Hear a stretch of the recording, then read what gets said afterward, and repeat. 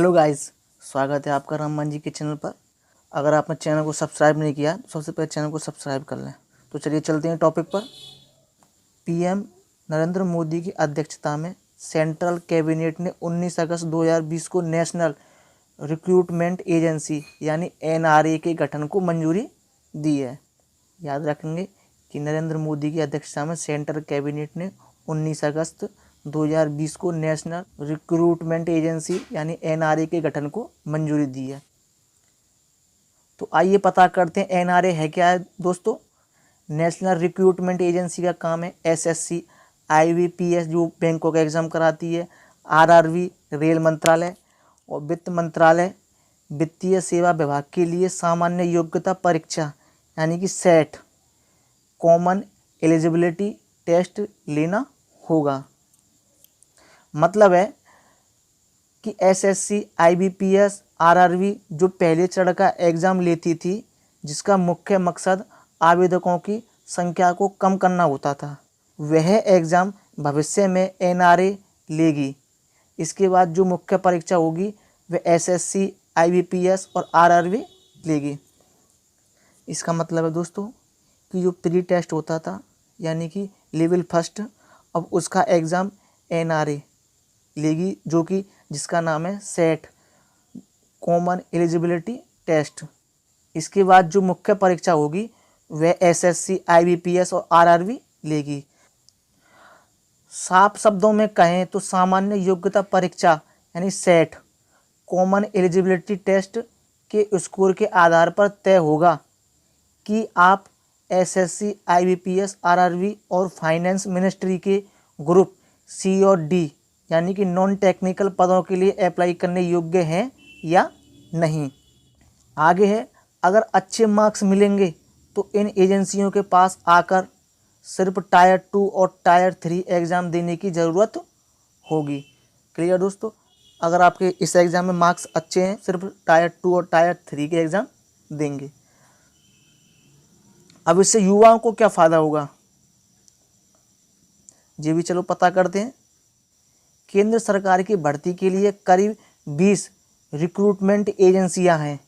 अब इन सब के लिए एक ही कॉमन एलिजिबिलिटी टेस्ट होगा।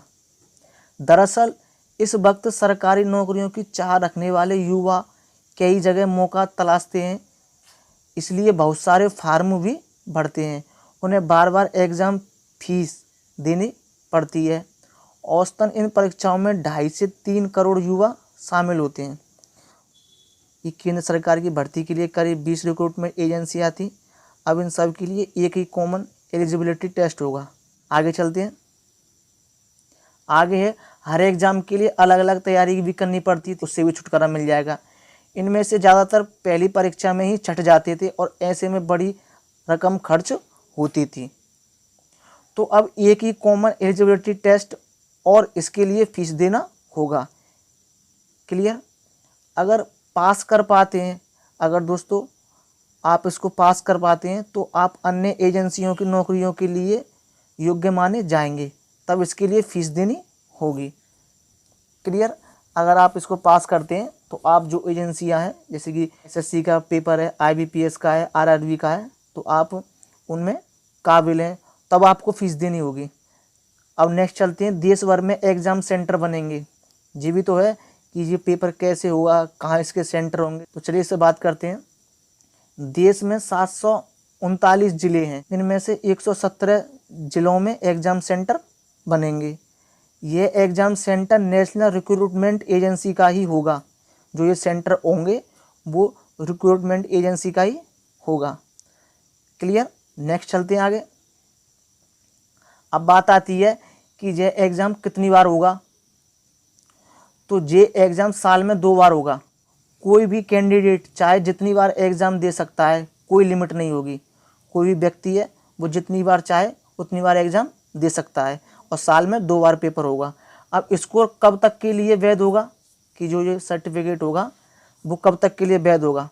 तो कॉमन एलिजिबिलिटी टेस्ट का स्कोर 3 साल के लिए मान्य होगा। ये 3 साल के लिए मान्य होगा। अगर कई बार एग्ज़ाम दिया है आपने तो सर्वोच्च अंक उम्मीदवार का वर्तमान अंक माना जाएगा। आगे चलते हैं। कितने तरह के टेस्ट होंगे? तो 3 तरह के एग्ज़ाम होंगे दोस्तों।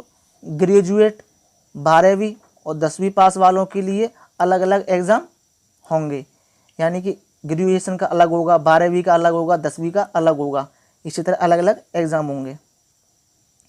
क्लियर दोस्तों? इसके लिए कितनी रकम और फंड को मंजूरी मिली है, इस पर ही बात करते हैं। एग्ज़ाम की दृष्टि से काफ़ी ज़्यादा मेन होता है।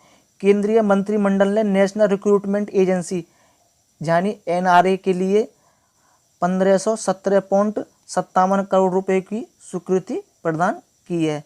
कितने की? 1517.57 करोड़ रुपए की स्वीकृति प्रदान की है। यह खर्च 3 साल में किया जाएगा।